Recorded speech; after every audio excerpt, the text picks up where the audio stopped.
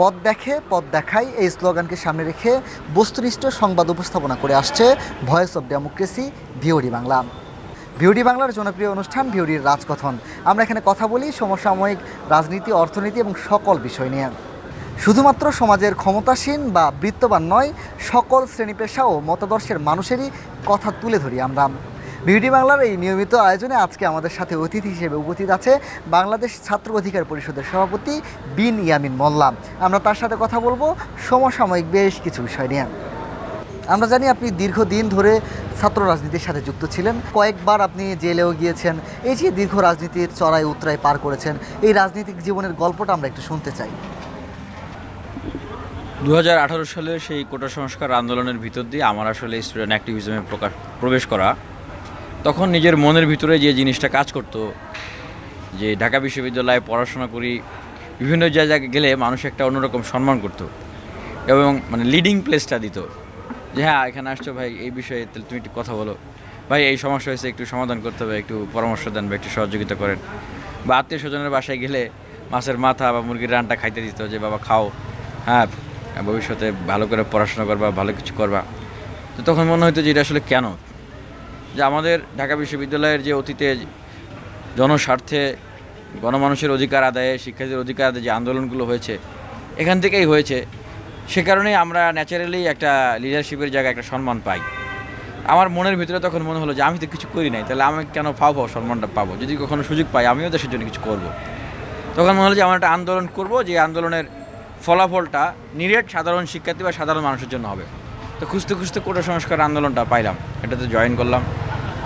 তো সেই সময়েরও অনেক দুঃসহ স্মৃতি আছে। আন্দোলনের এক পর্যায়ে হামলা, আমাকে হল থেকে বের করে দেওয়া হলো, অনেকেই জেলখানায়, নূর ভাই হাসপাতালে।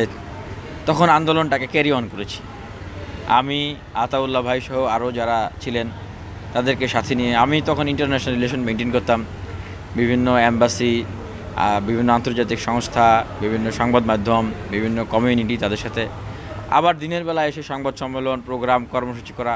একটা পর্যায়ে তো হামলা মামলার পরে লোকবল একদম কমে গিয়েছিল। তো তখন সেই মুহূর্তটা আমি ক্যারি অন করেছি, আমরা ক্যারি অন করেছি। সেই 18 কোটা সংস্কার আন্দোলন সফল হলো। 19-এর ডাকসু নির্বাচন, আমাদের তখন একটা মানে চিন্তা হলো যে ডাকসু নির্বাচনে যদি আমরা দাঁড়াই ছাত্রলীগের এগেনস্টে যেতে সম্ভব। শিক্ষার্থীরা আমাদেরকে মেসেজ দিত যে ভাই আপনারা দাঁড়ান, আমরা আপনাদেরকে চাই। মানে আমরা চিন্তা করতাম যে আমরা যদি শুধুমাত্র বিপিপটটা পাই এটা আমাদের জন্য এনাফ, হ্যাঁ অন্তত আমরা এটা চাই।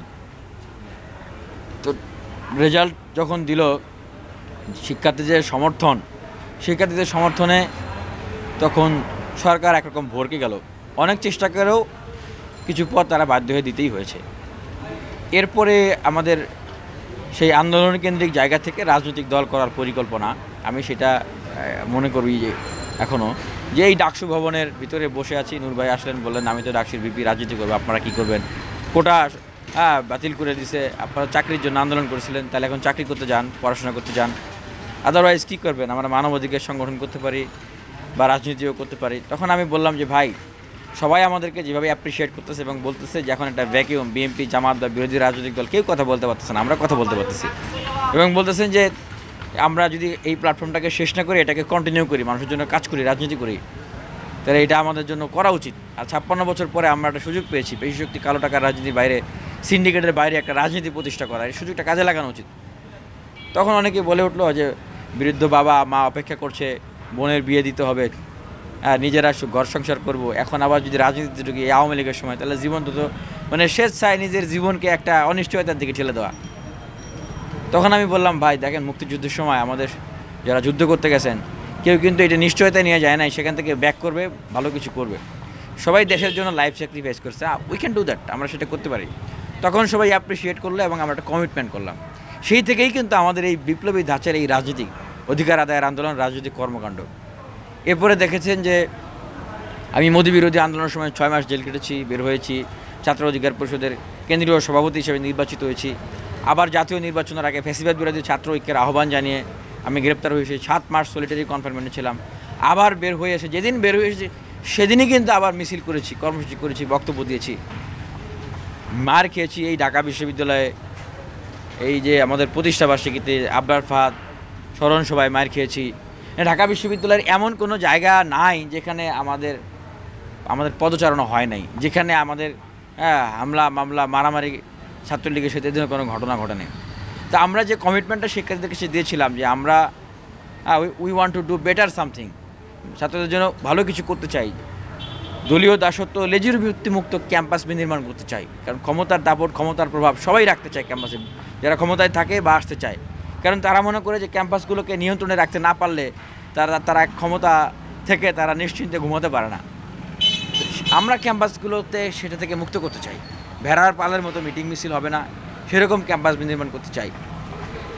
এবং আমাদের যে কমিটমেন্ট ছিল যে আমরা এই আওয়ামী লীগ ছাত্রলীগ থেকে এই বিশ্ববিদ্যালয় কলেজ দেশের মানুষকে মুক্ত করবো, আমরা কিন্তু বিশাল একটা কমিটমেন্ট ফিল আপ করেছি।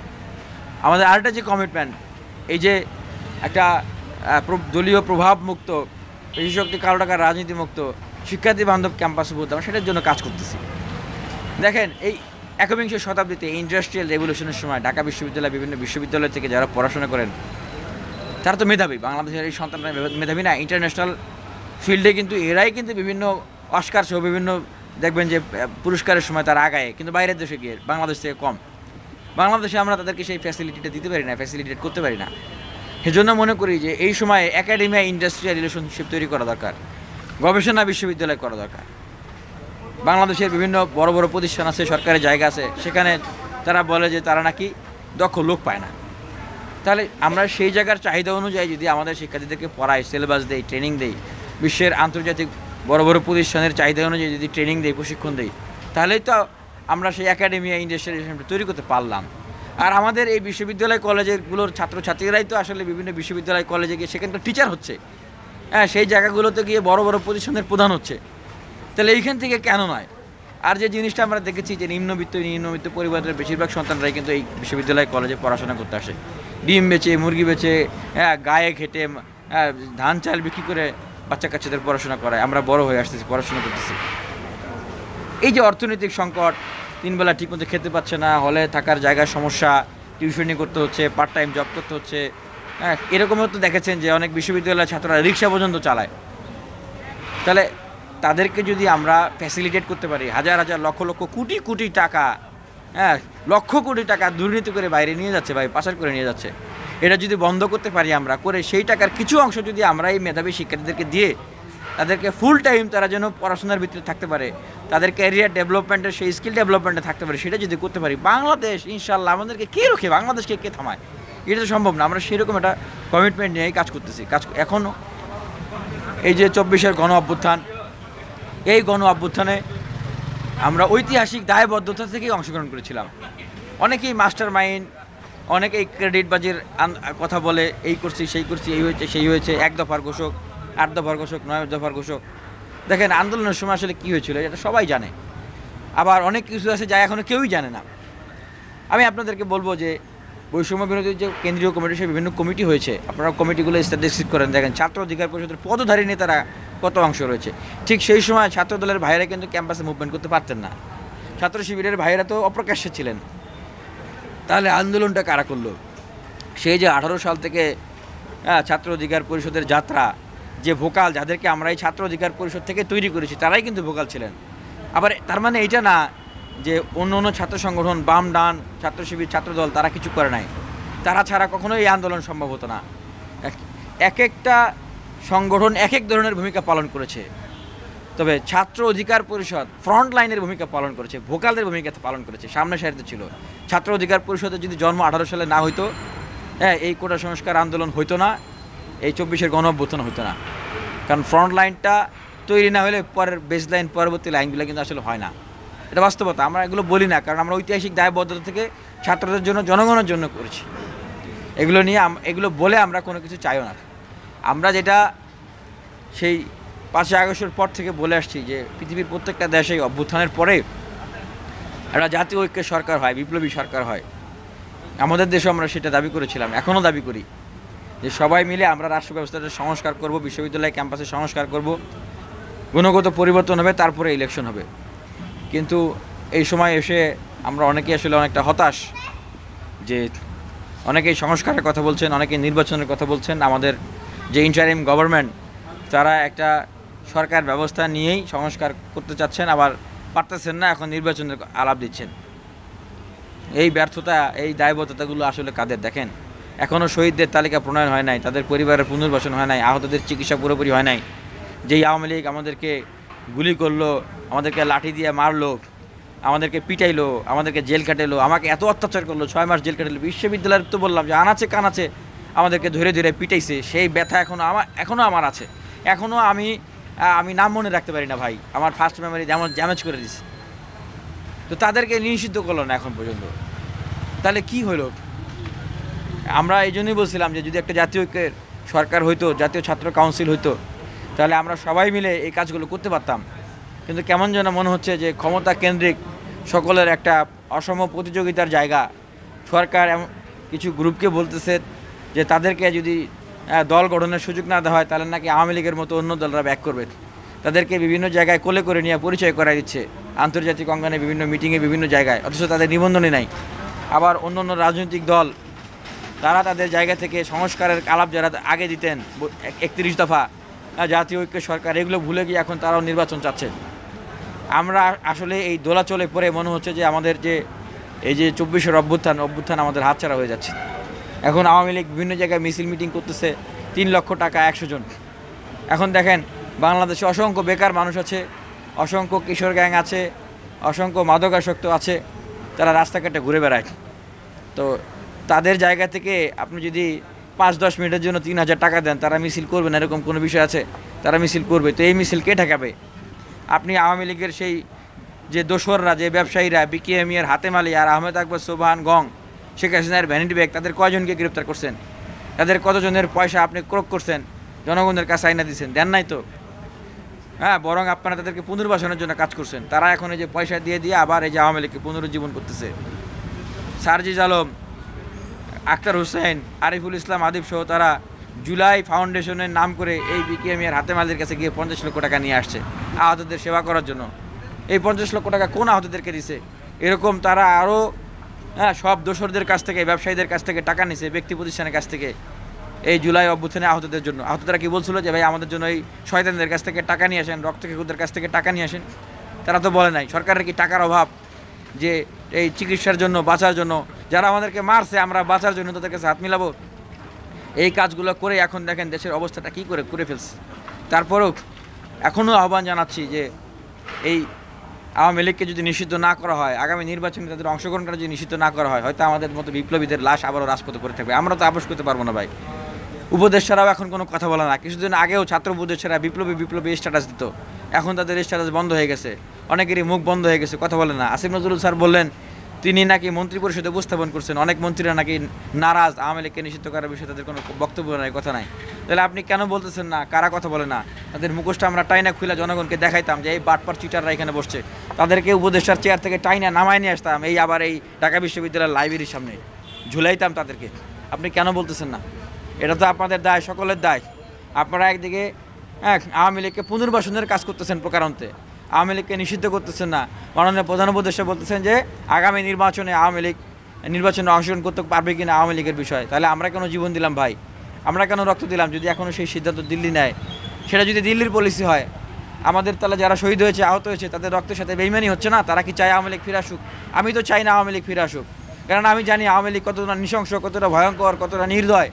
তারা কোনো রাজনৈতিক দলের কাতারে পড়ে না, তারা কোনো, তাদের ভিতরে যারা মাস্টার মাইন্ড আছে তারা কোনো মানুষের কাতারেই পড়ে না, তারা অমানুষ, রাক্ষস, মানুষ খেকো তারা। তো তাদের সাথে আঘাত কীভাবে করে? মুখে কুল বেটে বসে আছে। রাজনৈতিক দলগুলো কোনো কর্মসূচি নাই আওয়ামী লীগের বিরুদ্ধে, তাদের নিষিদ্ধের বিষয়ে। সবাই ক্ষমতার জন্য পাগল হয়ে গেছে, কারণ আওয়ামী লীগকে এই নির্বাচনে অংশগ্রহণ করতে পারলে তারা দ্রুত ক্ষমতায় আসবে। ওয়েদার তারা শেখ হাসিনার সাথে পার্লামেন্ট শেয়ার করতেছে না কার সাথে করতেছে এটা বিষয় না, কিন্তু তারা ভাবতেছে তারা ক্ষমতায় তো আসতেছে। আওয়ামী লীগ তো আর মেজরিটি হয়ে ক্ষমতা আসবে না, ক্ষমতা তাদের কাছে মুখ্য। উপদেষ্টারা চুপ মাইরা আছে, তারা চিন্তা করতেছে যে এই ইন্টারিম যদি আওয়ামী লীগ সামনে না আসে, পরবর্তীতে যদি কখনো প্রশ্ন ওঠে তাদের হায়াত মত নিয়ে মানে টান পড়ে যাবে। তারা চিন্তা করতেছে আওয়ামী লীগ ইলেকশনে অংশগ্রহণ করলে তাদের জন্য ভালো। এখন আমার কথার সাথে যদি তারা একমত না হন, তাহলে হয়তো পারে যে তাদের পিছনে বন্দুক ধরে রাখছে অথবা ছুরি ধরে রাখছে, যেই ভয়ে তারা এগুলো করতেছে, অথবা টাকার কাছে বিক্রি হয়ে গেছে। আপনারা বলেন বন্দুক ধরে রাখলে, ভারত বন্দুক ধরে রাখছে, ধরে রাখছে, কে ধরে রাখছে আমাদেরকে বলেন। আমরা প্রয়োজনে আবার রাজপথে নামবো, আপনাদের জন্য জীবন দিব, রক্ত দিব। আমরা দেশটাকে বিক্রি হইতে দিব না, জুলাইটাকে আমরা ধ্বংস হইতে দিব না। দিল্লির না ঢাকা স্লোগান দিয়ে গণ অভ্যুত্থান হয়েছে, হ্যাঁ, দিল্লির ভাই ঢাকা, দিল্লির বন্ধু ঢাকা, এই স্লোগান দিয়ে গণ অভ্যুত্থান হয় নাই। তাহলে কেন সেই স্লোগানকে আপনারা আবার এস্টাবলিশ করতে চাচ্ছেন?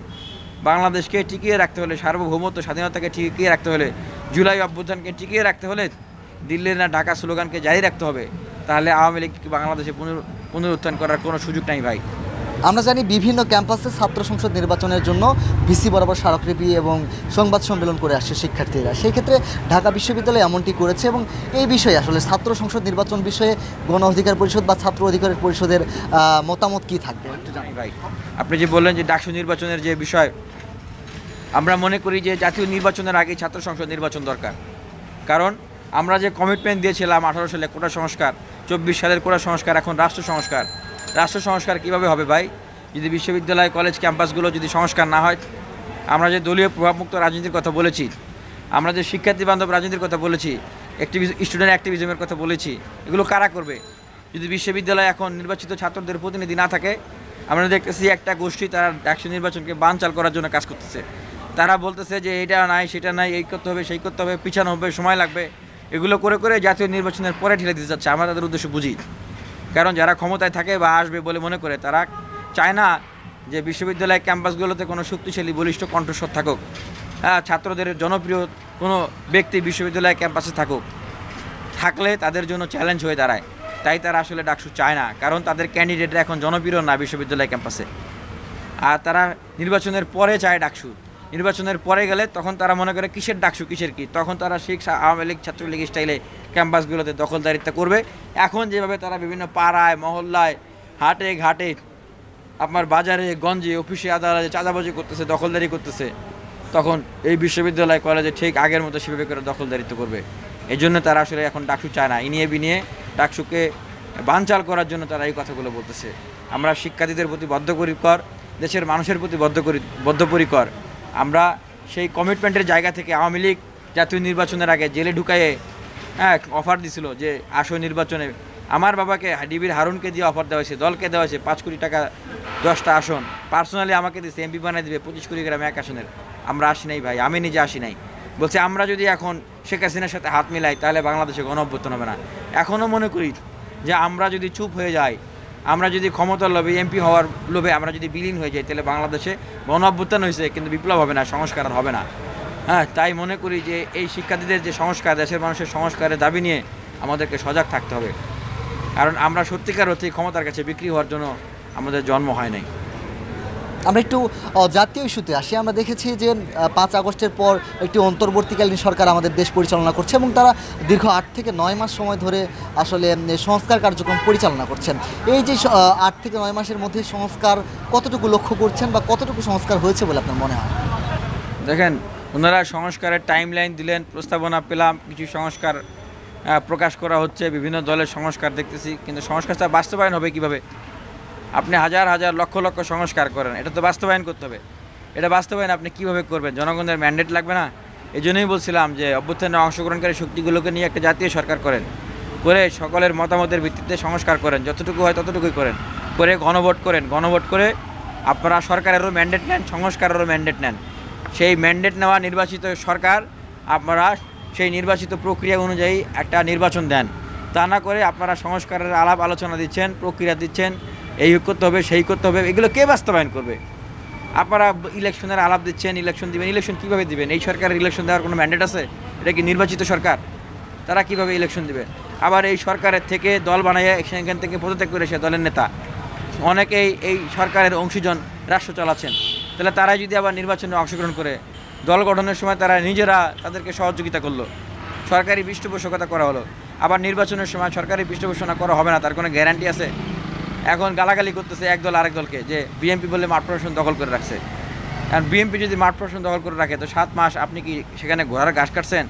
এই যে ডিসিএসপি সচিব বিভিন্ন জায়গায় বিশ্ববিদ্যালয়ের বিসি এগুলো যে নিয়োগ হয়েছে, এগুলো কারা করছে? এগুলো বিএনপি লোক সেখানে গিয়ে করছেন, আপনারা করছেন। দেখেন বাস্তবতাটা হচ্ছে কি, তারা যেভাবে করে বৈষম্যবিরোধী ছাত্র আন্দোলনের ব্যানারকে শুরুর দিকে 5 আগস্টের আগ পর্যন্ত একটা সার্বজনীন ব্যানার ছিল, সব রাজনৈতিক দলের নেতাকর্মীরা সেখানে অংশগ্রহণ ছিল। পরবর্তীতে রাজনৈতিক দলের নেতাকর্মীদেরকে সেখানে বের করে দেওয়া হলো, বলা হলো এটা নিরপেক্ষ থাকবে। পরবর্তীতে আমরা আবার দেখলাম সেই লোকদেরকে নিয়ে রাজনৈতিক ছাত্র সংগঠন এবং দল করা হলো। এটা কি মানুষের সাথে একটা প্রতারণা না? তা আপনারা এতদিন তাহলে মানুষকে কেন ক্লিয়ারলি বললেন না? জুলাই ফাউন্ডেশন করা হলো, আপনারা শহীদ আহতদেরকে নিয়ে রাজনৈতিক অ্যাডভার্টিজমেন্ট করলেন, কাজের কাজ কিছুই এখনও হইল না, তাদের জন্য বিচারও হইল না, তাদের সহায়তাও হলো না, অথচ আপনারা রাজনৈতিক দলের নেতা বনে গেছিলেন। তাহলে আপনি কেন ভাই ওই দায়িত্বটা নিতে গেছেন? তো এগুলো করে দেশের মানুষকে সাথে আমরা মনে করি যে একটা রাজনৈতিক প্রতারণা, একটা রাজনৈতিক কু করার একটা প্রক্রিয়া তারা করেছে। মনে করি এইভাবে করে রাজনীতি করা উচিত নয়। তরুণদের প্রতি মানুষের একটা আকাঙ্ক্ষা আছে, আশা আছে, তরুণ নেতৃত্বের প্রতি মানুষ স্বপ্ন দেখে, তাহলে ন্যাচারালি আপনাদেরকে পলিটিক্সটা করতে হবে। কিংস পার্টি তৈরি করে ক্ষমতায় আসার চিন্তা ভাবনা ফিকির করা, এটা বাংলাদেশের মানুষের পক্ষে সম্ভব না। এখন আমরা বিভিন্ন ধরনের অভিযোগ শুনতেছি মানুষের কাছে, আমরা বিভিন্ন ধরনের জনশ্রুতি দেখতেছি যে তারা শত শত হাজার হাজার কোটি টাকা দুর্নীতি করেছে, তাদের অনেকে অব্যাহতি দেওয়া হয়েছে, এই কারণে মানুষ এগুলো বলতেছে। এখন দেখেন, যা রটে তা কিছু না কিছু তো বটে। তাহলে আপনি পোল করলে দেখবেন যে 90% বেশি মানুষ বলবে যে তারা করাপশন করেছে, দুর্নীতি করেছে, বলবে না? তাহলে মানুষের এই যে চিন্তার জায়গা, মানুষের এই যে ক্ষোভের জায়গা, এটার মূল্যায়ন আছে না? সেজন্য বলবো যে এরা কেউ যেন দেশ ছেড়ে পালাইতে না পারে, এরা সবাই দেশে থাকতে হবে, দুদক দিয়ে তদন্ত করতে হবে। যারা এই যে দেশে বিদেশে বিভিন্ন জায়গায় গেছে, সফর করছে, বিভিন্ন মিটিং সিটিং করছে, গুপ্তভাবে প্রকাশ্যে বিভিন্ন জায়গায় করে কী করছে, এগুলো প্রকাশ্যে আনতে হবে ভাই। বাংলাদেশে আওয়ামী লীগ যেরকম, আওয়ামী লীগকে ছাড় দেওয়া হবে না দুর্নীতির কারণে, আপনি আওয়ামী লীগ না বিদায় আপনি দুর্নীতি করবেন, আপনাকে ছাড় দেওয়া হবে নাকি? নতুন করে কাউকে সালমান এফ রহমানও হইতে দেওয়া হবে না, নতুন করে কাউকে আমরা আর নতুন করে সজীব ওয়াজেদ জয়, নতুন করে আমরা কাউকে নতুন মাফিয়া আমরা হইতে দেব না। নতুন তানভীর দরবেশ বার হয়েছে ভাই। শুরুর দিকে কিন্তু আমরা বলছিলাম 5 আগস্টের পরে যখন এসপিডিসি নিয়োগের বিষয় নিয়ে অভিযোগ ওঠে, তার সাথে সার্জিস হাসনাতের নাম আসলো, কিন্তু তানভীরকে বহিষ্কার করলো। সার্জিস হাসনাতের বিষয়ে কোনো তদন্ত কমিটিও হলো না। মোখলেসুরকে নামে অভিযোগ আসলো, দেশে বিদেশে সে নাকি ডলার নেয়, টাকা নেয়, তো একটা তদন্ত কমিটি হলো। রিপোর্ট আজ পর্যন্ত পাইছেন? যে উপদেষ্টাদের রিপোর্ট দেওয়ার দায়িত্ব ছিল, উপদেষ্টারাও হারাই গেল, দলে এসে গেল, বাকিরা কোনো কথা বলে না। তাহলে কি ভাগবাটোয়ারায় সবাই খুশি? তো মানুষকে আপনাদেরকে ছাড় দেবে? প্রত্যেকটা প্রশ্নের উত্তর মানুষকে দিতে হবে। মানুষ কিন্তু এখন বোকা না। আপনারা যদি মনে করেন যে আওয়ামী লীগের চেয়েও শক্তিশালী হয়ে সব তেরে মেরে ডান্ডা ঠান্ডা করে দিয়ে আপনারা ক্ষমতায় থাকতে থাকবেন, এটা ভুল চিন্তা। মানুষ আপনাদেরকে কাঠগড়ায় দাঁড় করানো শুরু করেছে। একটা প্রশ্নের জবাব না দিয়া দেশের বাইরেও যেতে পারবেন না, দেশেও রাজনীতি করতে পারবেন না, এটা সম্ভব না। সবাইকে কাজ সাথে করে নিয়ে দেশের জন্য কাজ করতে হবে। সরকারের প্রতি এই পরামর্শ এবং এই অনুরোধ থাকবে। আমরা এই সময়ের মধ্যে দেখছি যে বিভিন্নভাবে রাজনীতিক কাদা ছোড়াছুড়ি হচ্ছে, একটি দল আরেকটি দলকে দোষারোপ করছেন, একটি গোষ্ঠী আরেকটি গোষ্ঠীকে দোষারোপ করছে। এবং ধরেন যে গত কয়েকদিন আগে যে পারভেজ হত্যাকাণ্ডের ঘটনাটি, সেখানে ছাত্রদল দোষারোপ করছে বৈষম্য বিরোধী ছাত্র আন্দোলনকে, আবার বৈষম্য বিরোধী ছাত্র আন্দোলন দোষারোপ করছে ছাত্র দলকে। এরকম একটি রাজনৈতিক অস্থিরতা চলছে। আসলে এখান থেকে বাঁচার উপায় কি, পরিত্রাণের উপায় কি হতে পারে বলে মনে করেন? দেখেন, এখান থেকে পরিত্রাণের যে উপায় সেটা আমরা অনেকবার বলেছি। এখন কামড়াকামড়ি কেন ভাই? 5 আগস্টের আগে এক ছিলাম শেখ হাসিনা পতনের জায়গায়, 5 আগস্টের পরে এক থাকতে পারতাম রাষ্ট্র পুনর্গঠনের জায়গায় সবাই মিলে একসাথে। কিন্তু রাষ্ট্র পুনর্গঠনের কাজে কি সবাইকে রাখা হয়েছে একসাথে? সবাইকে কিন্তু রাখা হয় নাই। শুধু সার্জিস হাসনাত নাহিদ আসিফের ডাকে কি সবাই রাজপথে নেমে আসছিল আন্দোলন করার জন্য? যারা আহত হয়েছে, শহীদ হয়েছে, তাদের সকল সেবা শুশ্রূষা করার দায়িত্ব তাদের। তাহলে সরকার কেন তাদেরকে রাখলো সেখানে? সকল রাষ্ট্রীয় দায়িত্ব পালন করার দায়িত্ব শুধু আসিফ মাহমুদ এবং মাহফুজ আলম আর নাহিদ আলমের, বাকিরা কাজ করবে না। বরঞ্চ দেখেন, অভ্যুত্থানের সময় সরকার তাদেরকে প্যাকেট করে ডিবির গাড়িতে ঢুকাই ফেললো। আরেক গ্রুপ 9 দফাকে 8 দফা বানায় ফেললো জীবনের ভয়ে, বলতেছে তারা জীবনের ভয়ে আন্দোলন প্রত্যাহার করলো। ডিবির হারুনের ওইখানে বসে দেখলাম যে ভালো ভালো চাউমিন খাচ্ছে, আরও কি খাচ্ছে। ওনারা যখন ভালো মন্দ খাচ্ছে আর খুশ গল্প করতেছে, তখন আমরা কিন্তু রাজপথে, আমরা কিন্তু জীবন দিচ্ছি, রক্ত দিচ্ছি, প্রতিবাদ করতেছি, বুলেটের সামনে দাঁড়াচ্ছি। আরে ভাই, আমরা যদি রাজপথে নামতাম, তোমাদের আর ওইখানে চাউমিন খাওয়া লাগতো না, দুনিয়ার আলো বাতাস দেখা লাগতো না, মায়ের কোলে ফেরত আসা লাগতো না। উপদেষ্টা হওয়া, রাজনৈতিক দল করা, বড় বড় গাড়ি নিয়ে ঘুরে বেড়ানো, এগুলো তো আরও দূরের কথা। আবার দেখতেছি অনেকে বলতেছে যে অমুক ব্যবসায়ী আমাকে গিফট করেছে, তোমাকে গিফট করে এখন। আর শহীদের পরিবাররা তারা খাইতে পারে না, আহতরা চিকিৎসা পায় না, তোমরা গিফট নিয়ে ঘুরে বেড়াও। এরকম খুঁজলে দেখবেন কতজনের কত ফ্ল্যাট, গাড়ি, কত রকমের গিফট আপনারা পাবেন। এগুলো কি জনগণকে ছাড় দেবে? জনগণ ছাড় দিবে না। আমরা একটু নির্বাচন প্রসঙ্গে কথা বলতে চাই। আমরা দেখেছি বাংলাদেশ জাতীয়তাবাদী দল তারা কিন্তু নির্বাচনের কথা বলছে, জামায়াতও বলছে ফেব্রুয়ারি 7 তারিখের মধ্যে নির্বাচন হওয়ার কথা, এবং অন্যান্য দলও কিন্তু কথা বলছে, অধ্যাপক মোহাম্মদ ইউনূস বলছে নির্বাচনের কথা। সেক্ষেত্রে কোনো একটি দল বলছে যে তার না, এখনই নির্বাচন না, আগে সংস্কার। তো এই বিষয়ে আসলে আপনার মতামত কী থাকবে? এবং আরও একটি বিষয় সাথে যেটা জানতে চাই যে এই নির্বাচনের পাশাপাশি যে ইউনূস সরকারকে, অধ্যাপক মোহাম্মদ ইউনূসের নেতৃত্বাধীন যে সরকার রয়েছে সেই সরকারকে কিন্তু 5 বছর মেয়াদি একটি 5 বছর রাখার জন্য বিভিন্ন আন্দোলন করছে, বা অনেকেই বলছে যে এই সরকারকে দীর্ঘস্থায়ী করতে হবে, আরও কিছুদিন থাক। এই যে তালবাহানা চলছে, এই বিষয়টিকে কীভাবে দেখছেন? দেখেন, এনসিপি যে সংস্কারের কথা বলতেছে এটা একটা ভাওতাবাজি। এইটা বলে তারা বিএনপির বা যারা নির্বাচন চায় তাদের একটা কাউন্টার ন্যারেটিভ দাঁড় করাচ্ছে। তারা এটা বলে বলে আরও সময় নিচ্ছে, কারণ তাদের দল ঘোষণা নাই, তারা নির্বাচনের উপযুক্ত না। তারা যে সংস্কারের কথা বলতেছে সত্যিকার অর্থে সংস্কার করা এবং বাস্তবায়ন করা, এটা তাদের উদ্দেশ্য হলে তারা জাতীয় সরকারের আলোচনা দিত। তারা নাহিদ ইসলাম তাদের উপদেষ্টা ছিলেন, যারা এতদিন সংস্কার চেয়েছে, তারপরে নির্বাচন চেয়েছে, তাদের কয়জনকে ডেকেছে, তাদের কয়জনকে বলছে যে আসেন আপনারাও সরকারে আসেন, আমার মতো উপদেষ্টা হন, সংস্কার করে তারপরে আমরা নির্বাচন করব। ডাকছে কাউকে? ডাকে না। এটা তাদের বাটপারি, এটা তাদের ভাওতাবাজি। সত্যিকার অর্থে এখন অন্য অন্য দলগুলোও খুনটাসা হয়ে উপায় না দেখে এখন বিএনপির সাথে নির্বাচনের আলাপ দিচ্ছে, যাচ্ছে, উপায় নাই তো। কিন্তু বাস্তবে দেশের জন্য কিছু করতে চাইলে সরকারেরও উচিত জাতীয় সরকারের ডাক দেওয়া, রাজনৈতিক দলগুলোরও উচিত জাতীয় সরকারের দিকে অগ্রসর হওয়া, সংস্কার করে তারপরে নির্বাচন। না হলে আর কখনো সংস্কার সম্ভব না, হবেও না। কারণ বিএনপি বড় বড় নেতারাই বলছে, বাবুরা তোমরা সংস্কার করবা, আমরা প্রথম দিনই ফু দিয়া তোমাদের সব সংস্কার উড়াই দেবো। এটা সম্ভব, এটা করা যাবে। আমরা জানি গণ অধিকার পরিষদ এইবারের নির্বাচনে 300 আসনে প্রতিদ্বন্দ্বিতা করবে, এবং সেই ক্ষেত্রে আসলে নির্বাচনে যাওয়ার মধ্যে সবচেয়ে বড় চ্যালেঞ্জটা কি আসলে? আমরা কোটা সংস্কার থেকে রাষ্ট্র সংস্কারের স্লোগান নিয়ে দেশের মানুষের জন্য কাজ করতেছি। আমরা 300 আসনে প্রার্থী দেবো, এই ধরনের ঘোষণা দল থেকে দেওয়া হয়েছে, সেজন্য কাজ করতেছি। বাংলাদেশের রাজনীতির বাস্তবতায় আপনার রাজনৈতিক কর্মসূচি, উদ্যোগ, আপনার কার্যক্রম ভিন্ন থাকবে, তারপরেও ক্ষমতা কেন্দ্রিক প্রক্রিয়ার ক্ষেত্রে অনেক সময় জোট করা হয়, জোট হয়, এটা কৌশলগত একটা অবস্থান। সেক্ষেত্রে জোটও হতে পারে, সেটা সামনে বোঝা যাবে, দেখা যাবে। আর আমরা যেটা বলতে চাই যে এখন বেকারদের নিয়ে কেউ কথা বলতেছে না। যে আন্দোলন, কোটা সংস্কার আন্দোলন, বেকারদের আন্দোলন ছিল, সেই পিএসসির এখনও সংস্কার হয় নাই, বেকার বান্ধব পিএসসি হয় নাই। এটা চাকরি, পিএসসির সহজীকরণ, অন্য অন্য সরকারি চাকরির বিষয়গুলোকে সহজীকরণ এখনও করা হয় নাই। বেকারদেরকে নিয়ে বিশেষ কোনো প্রস্তাবনা নাই, কীভাবে বেকারত্ব দূর করা যায়, কর্মসংস্থান তৈরি করা যায়। যেই দল মূলত এগুলোর বাস্তবসম্মত প্রস্তাবনা দিতে পারবে এবং এগুলো নিয়ে কাজ শুরু করবে, তরুণ ভোটাররা তাদেরকে ভোট দিবে। তরুণরা কিন্তু এখন চোখ বন্ধ করে কাউকেই সাপোর্ট করতেছে না, এটা কিন্তু বাস্তবতা। আমরা আরেকটু বিষয় সর্বশেষ যেটি জানতে চাই সেটি হচ্ছে যে সামনের নির্বাচনে আপনাদের কাছে সবচেয়ে বড় চ্যালেঞ্জ কি? সামনের নির্বাচনে আমাদের কাছে সবচেয়ে বড় চ্যালেঞ্জ হচ্ছে আওয়ামী লীগকে যদি রাজনীতিতে এবং নির্বাচনে অংশগ্রহণ করার সুযোগ দেওয়া হয়। কারণ আমরা মনে করি যে সকল সংস্কারের অন্যতম এবং প্রধান এবং প্রথম সংস্কার হচ্ছে আওয়ামী লীগকে নিষিদ্ধ এবং নির্বাচনে অংশগ্রহণ করা বাতিল করা। সেইটা সহকারে যদি নির্বাচনে নিয়ে যাওয়া হয়, তাহলে আগামীতে আবারও আওয়ামী লীগের সাথে বাংলাদেশে একসাথে থাকতে হবে। এবং এইভাবে করে যদি কোনো ইলেকশন হয়, এভাবে করে যদি কোনো নির্বাচন হয়, তাহলে সেই ইলেকশন এবং নির্বাচনটা আমি মন থেকে ধারণ করতে পারবো না। যারাই হোক, যেভাবেই হোক, যারাই সরকারে আসবে, আমি নিজেও যদি কোনো অংশে সরকার বা সরকারের বাইরের অংশ হই, আমি এই এস্টাবলিশমেন্টের বিরুদ্ধে আমার অবস্থান থাকবে। ধন্যবাদ আপনাকে ভিওডি বাংলার সাথে সময় দেওয়ার জন্য। ভয়েস অফ ডেমোক্রেসিকেও আমার পক্ষ থেকে ধন্যবাদ।